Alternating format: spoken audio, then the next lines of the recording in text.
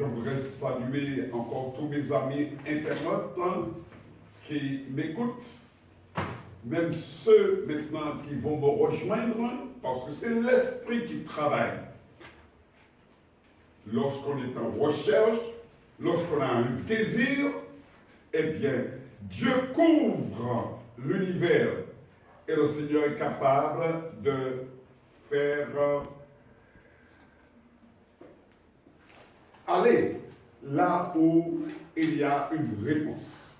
Et aujourd'hui, plus que jamais, il faut se lever pour annoncer la parole de Dieu, non pas une parole qui sort de l'intellect, mais une parole qui est reçue de la part du Seigneur parce qu'il y a un peuple qui a un besoin. Donc je dis à mes amis internautes et surtout les jeunes que j'ai connus, prenez courage, car maintenant vous êtes responsable des enfants que vous mettez au monde. Donc le titre de mon message est clair, préparez vos enfants pour la fête. Le Seigneur parle de jusqu'à la 4e génération. Jusqu'à la 4e génération. Nous sommes, la parole de Dieu nous dit que nous sommes responsables de la génération qui arrive.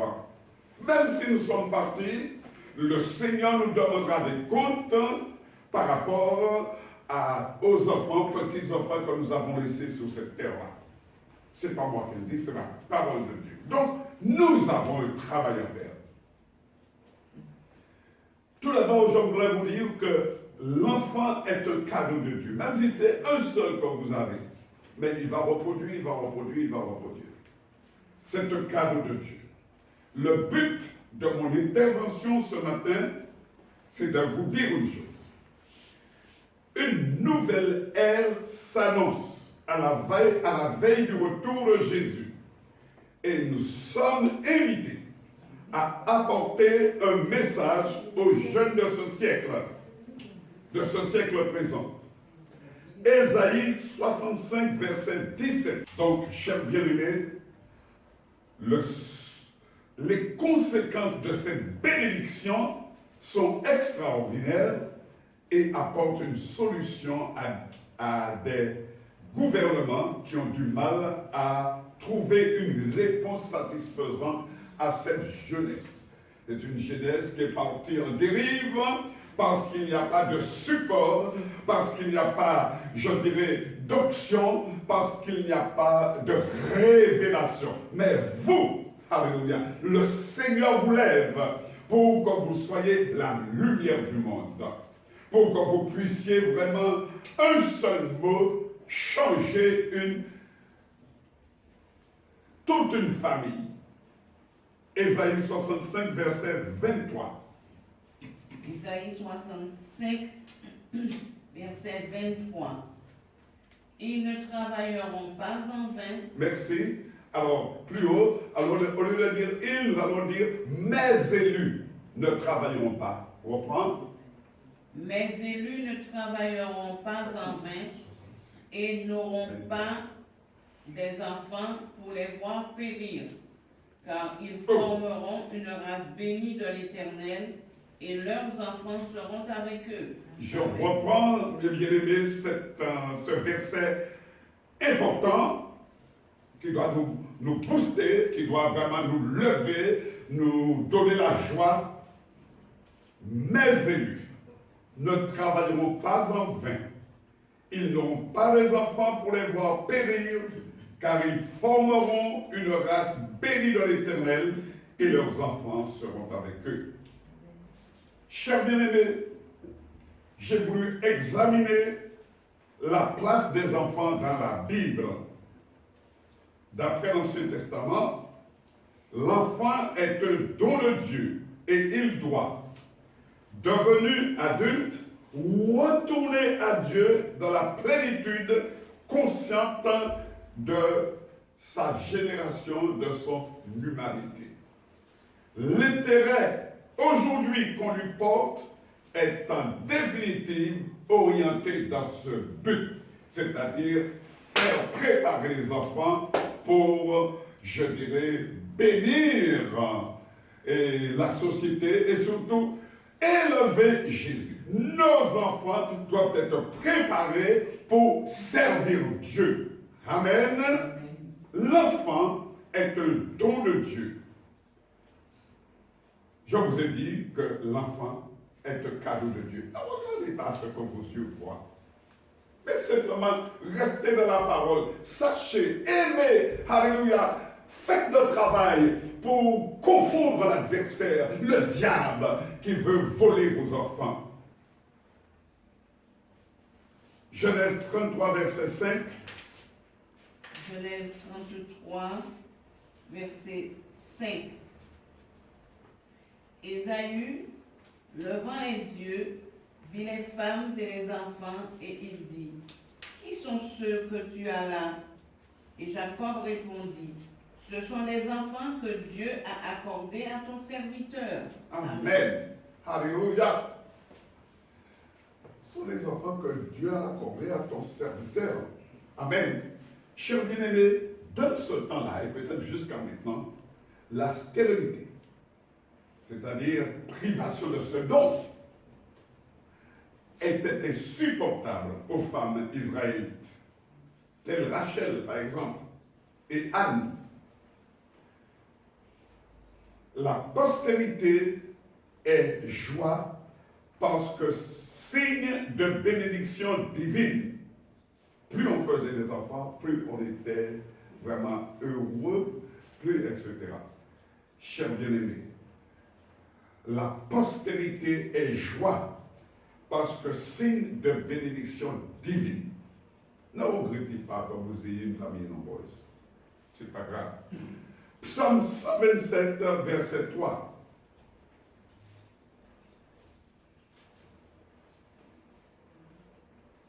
Psaume 127,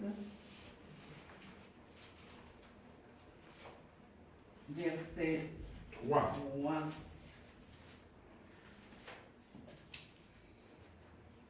Voici, des fils sont un héritage de l'Éternel, le fruit des entrailles est une récompense. Amen. Gloire à Dieu. Alors, enseignez à vos filles, surtout, de ne pas jeter leurs enfants. C'est un enseignement qu'il faut faire. Parce qu'aujourd'hui, les gens, ils marchent selon, surtout les femmes, hein, elles marchent selon la conception, il y a le féminisme, il y a ceci, cela, mon corps m'appartient, etc. et tout. Ça se développe de plus en plus. Des enseignements, des conceptions qui sont tout à fait contraires à la parole de Dieu. Et avant même que l'enfant naisse, eh bien, il y a déjà une malédiction sur l'enfant. Et chers bien-aimés, quand un prophète décrit le bonheur final de Jérusalem, il annonce, Zacharie 8, verset 5, oh! Les rues de la ville seront remplies de jeunes garçons et de jeunes filles jouant dans les rues. Amen. Amen. Alléluia. Ils ne sont pas là en train de tirer des coups, etc. et tout, des coups de revolver, etc. et tout. Ils ne sont pas là dans un état de délabrement, mais ils sont là, mes bien-aimés. Ils jouent, ils s'amusent. Amen. Alléluia. Qu'observons-nous aujourd'hui dans la société martiniquaise? Chers bien-aimés, une transition importante au niveau de la société est en train de s'opérer. Le mal est profond et cela commence dès le jeune âge quand nous voyons des parents qui n'arrivent pas à élever correctement leur progéniture.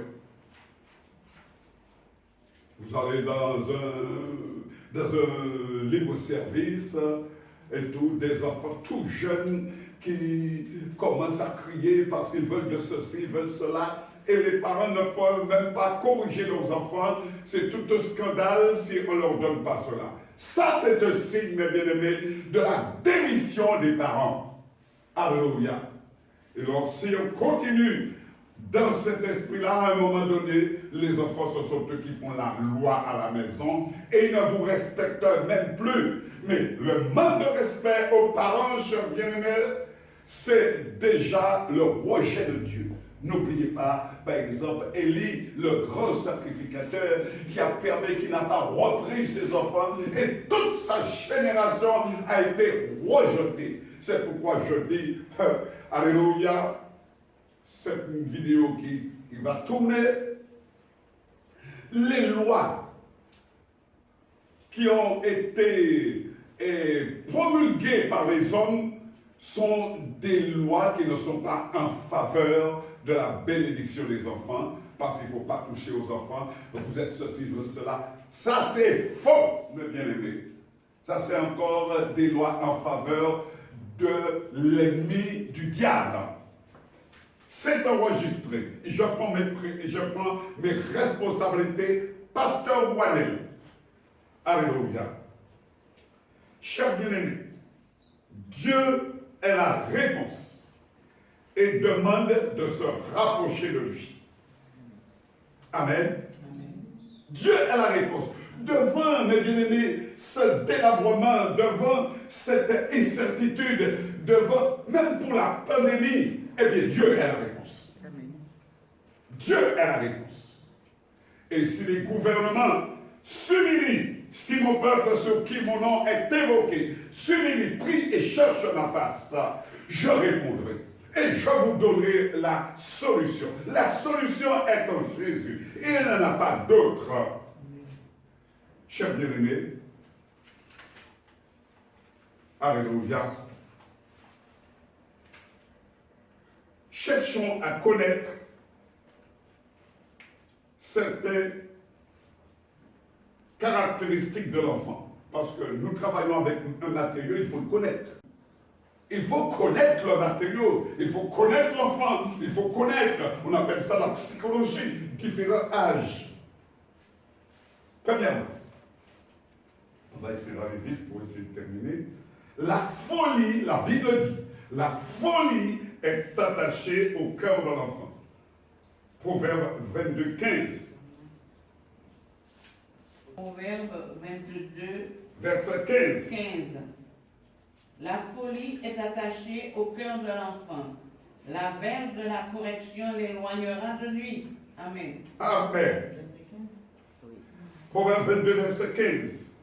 Ensuite, l'enfant livré à lui-même fait honte à sa mère. Ensuite, mes bien-aimés, l'enfant, ça c'est important ça.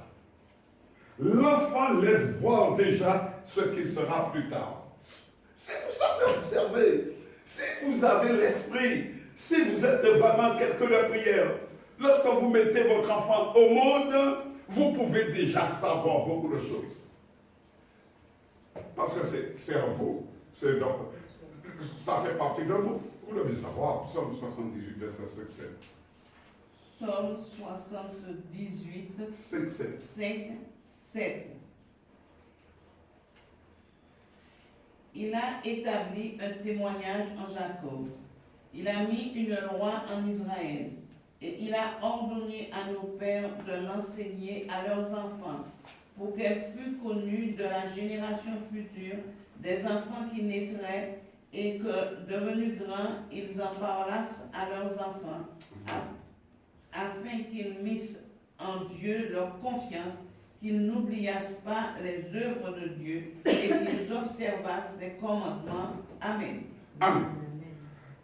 Il y a un point que je n'ai pas eu le temps de chercher les versets, mais il y en a beaucoup, chers bien-aimés. C'est le respect des enfants envers les parents. Respect des enfants envers les parents. Amen. Mes bien-aimés, le temps est arrivé, je vais vous dire une chose. Vous me direz, oui, mais le temps passé, ceci et cela, etc. et tout. Chip, ça n'est jamais sorti de ma bouche avec mes parents. Amen. Et je vous assure que j'avais un respect très profond envers mes parents. Et je dirais quelque chose. J'ai été élevé avec ma grand-mère. Et ma grand-mère, je vous dis que très rapidement, j'ai dû travailler parce qu'il fallait que j'aide un peu. Donc à 18 ans, j'étais déjà au travail dans l'enseignement. Oh Dieu! Et je me rappelle une scène. Ma grand-mère était marchande de charbon. Je passais partout avec elle, elle nous menait partout, etc. Et tout. J'étais fier de ma grand-mère, l'amour.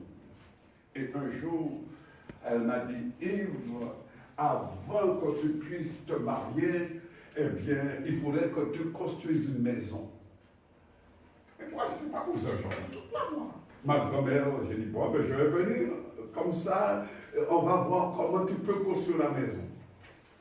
Mais bien aimé, la grand-mère, etc., elle est venue, le mouchoir et tout. Dès qu'elle est arrivée, eh bien, mamie, comment hier, etc. et tout. Tout de suite, on l'a introduit. J'ai dit, eh bien, c'est pas possible. On l'a introduit. Et puis, qui sont les mamies? Tout bas, la séance est tard. Et puis, la dame qui dit, voilà, mon petit-fils, j'aurais voulu qu'il construise sa maison, ceci, cela et tout. Et pas de problème. Il ne manque pas les pays. Monsieur, qui ça aura fait? Jeunes gens, qui ça aura fait? Enseignant. Mon Dieu Seigneur. Pas les plus mauvais qu'un enseignant. Tout de suite, mes bien-aimés, il dit enseignant. Alors, m'a parlé, bon, vous allez venir me revoir, etc. Là, moi, sorti, m'a dit, maman, pas mettre les pieds là encore, pied ça. J'avais honte. Parce que, voyez, la catégorie, etc. Tout cela pour vous dire, chers bien-aimés, ne prêtez pas du doigt les gens, marchand de charbon. Elle m'a mené partout. Elle m'a fait faire la connaissance des notaires. Partout où elle passait. C'était une femme respectée. Je la respectais. La respectais, mes bien-aimés. Et pour terminer, alléluia, je ne vais pas trop m'étendre là-dessus. Il y a, quand vous faites ce que Dieu vous demande, lorsque vous obéissez à la parole, mes bien-aimés, il y a un résultat qui dépasse votre attente. Par exemple, la petite fille déportée, ça qui a dit à Naaman, voilà, il y a un Israël, etc. et tout. Parce qu'elle a été bien formée, bien éduquée, bien enseignée, elle a pu faire un certain travail. Il y a le jeune Timothée. De Timothée 3,5. Je rends grâce à Dieu que mes ancêtres m'ont servi et que je sers avec une conscience pure, de ce que, nuit et jour, je me souviens continuellement de toi dans mes prières, me rappelant tes larmes et désirant te voir afin de remplir de joie, verset 7, gardant le souvenir de la foi sincère qui est en toi. Okay. Tu habitas d'abord dans ton aïeul Loïs et dans ta mère Eunice, et qui, j'en suis persuadé, habite aussi en toi. Amen. Merci. Donc vous voyez déjà, bien-aimés, et je dirais simplement, tout ce témoignage qui a marqué, peut-être que Timothée n'a même pas connu son aïeul, mais les gens qui ont vu de sa génération ont vu le travail, le témoignage que l'aïeul a fait. Amen. Et aujourd'hui, c'est comme ça. J'aurais pu continuer à vous parler d'Esther, à vous parler surtout de Moïse, qui a été conçu dans le secret, mais pour quelque chose. Votre enfant est conçu dans le secret pour servir Dieu, et vous devez être un témoignage pour ces enfants-là. Que Dieu vous garde et que Dieu vous bénisse.